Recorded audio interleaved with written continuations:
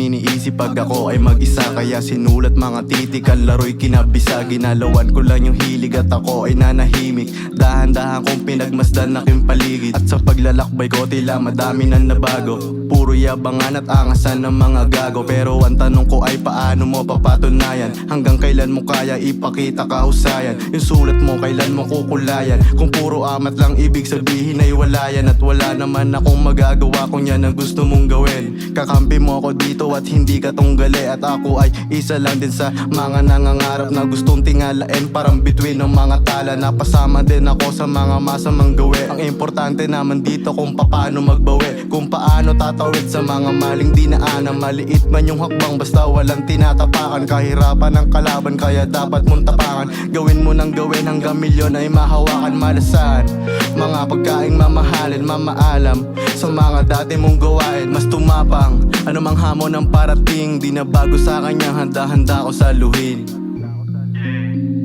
Handa-handa saluhin niya. Kaya OG, lapat mo na yan. Smooth on YK, palatan mo na sa akin second part. Game ako naman.